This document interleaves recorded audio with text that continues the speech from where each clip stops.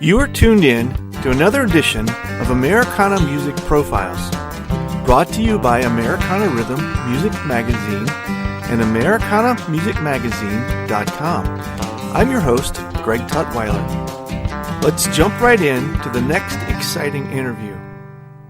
Central Florida is home to a group of guys who call themselves Spayed Koolie. They're an Americana country southern rock band who borrows their name from the famed 1940s swing fiddler, Spayed Koolie. In this episode of Americana Music Profiles, I speak with fiddler Neal Phillips about the band, its roots, and their music.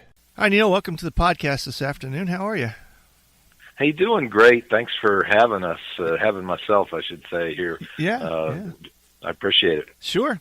So, a couple things. We were talking off air, and I had some couple things I wanted to ask you to talk about while we're talking together for everyone else to hear. But maybe let's back up just a hair and let the folks know that we are talking about your band, Spayed Koolie. Did I say that right? You sure did, yeah, yes. It can be confusing.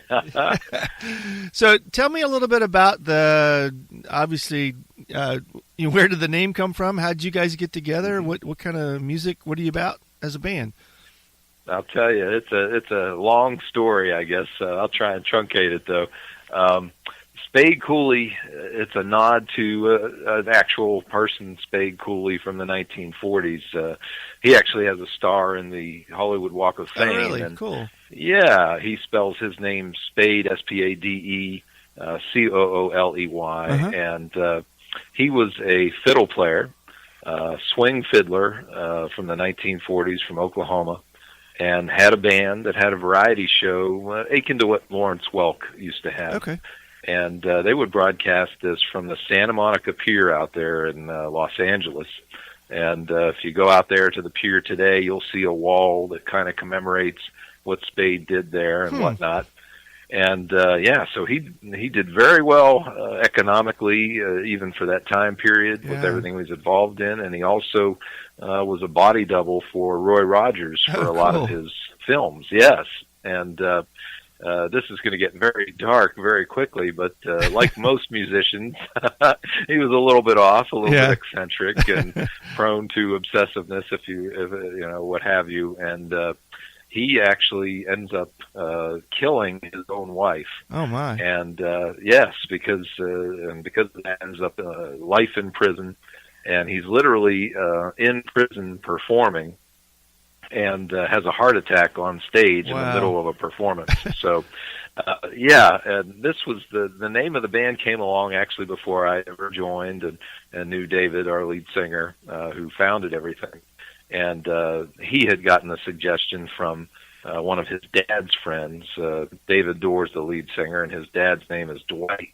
And Dwight is just now retiring from the Walt Disney World Company. He was the longest employee there. He'd worked there over 50 years. Yeah, came from California to help start Disney World in Orlando. And so he knew who Spayed Koolie was. And one of his buddies, who was like a second dad to David, said, "Hey, why don't you call it Spayed Koolie and just spell it a little bit differently? It'll be a good conversation piece. And if Spade's story doesn't make you think of a country song gone wrong, then I don't know what will." So we thought, it's pretty dark, but it is kind of a lot like country songs. Everything's going well until it isn't. Right, yeah, okay.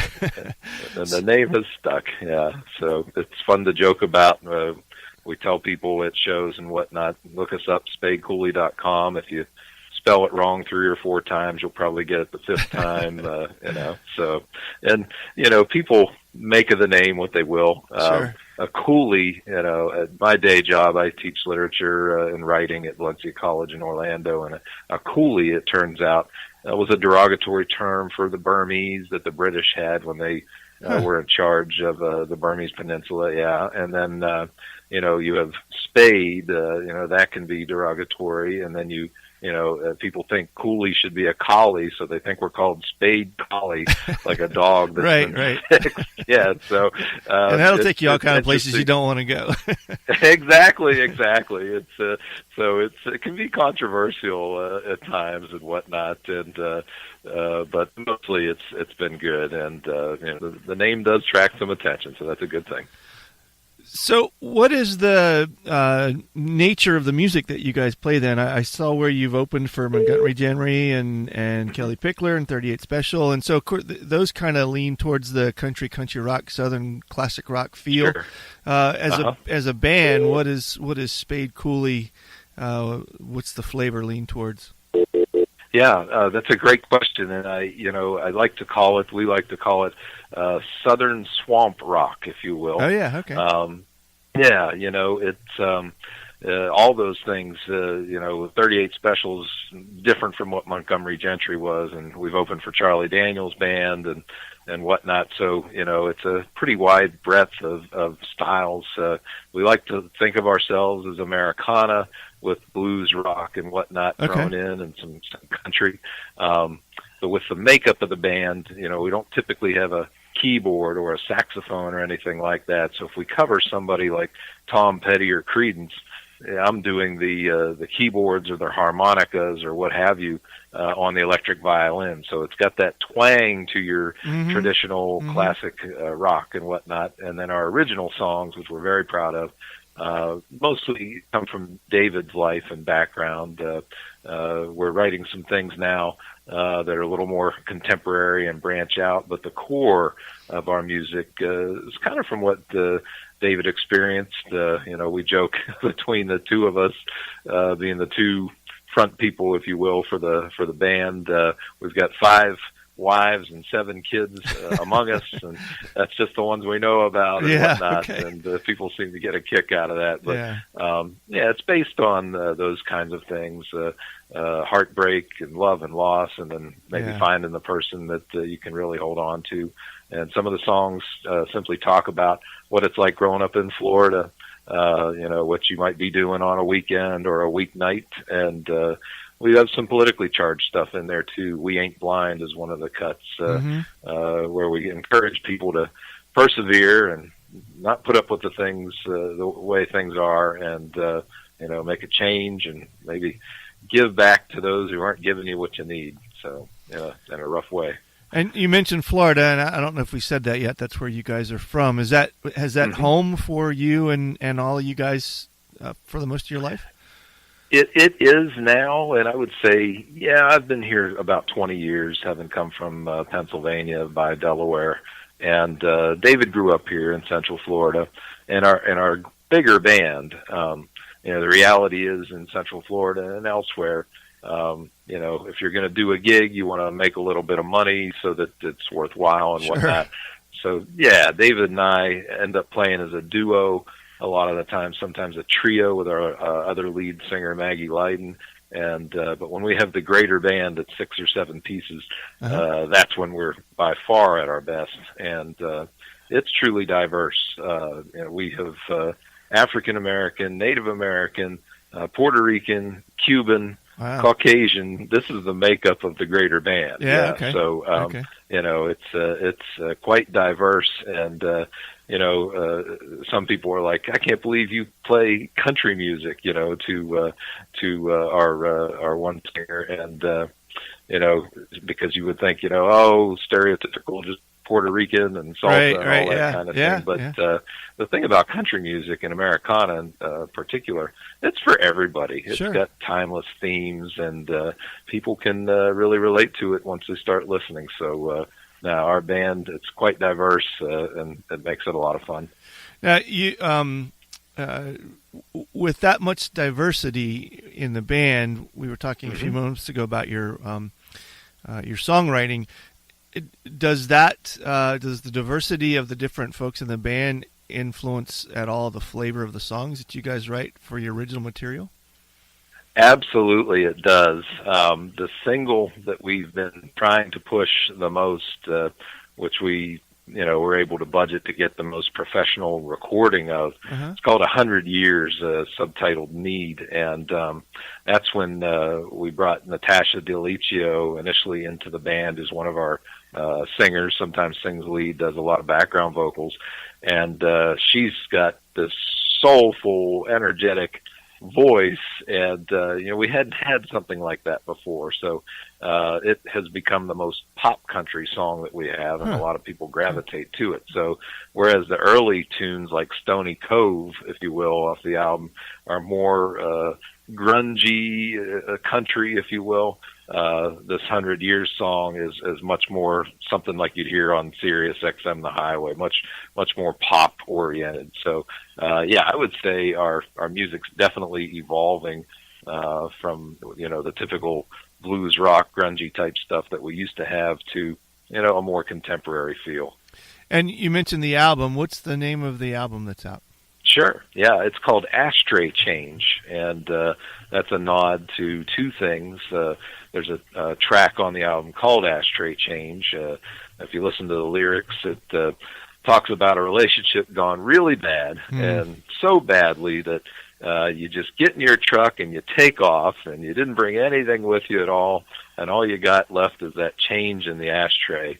So it's an older truck because most trucks don't have them anymore. Right. And and we felt, David and I thought we should name it Ashtray Change as well, because that was the song that we most collaborated on. When he had originally written it, it was much slower, and it was called Half and Change, and then I edited it to call it Ashtray Change, sped it up, changed some lyrics here and there, and so that is the song on the album that underwent the most transformation. Yeah, so we thought, you know what, as partners in this, let's name the album after that. Yeah, that's cool.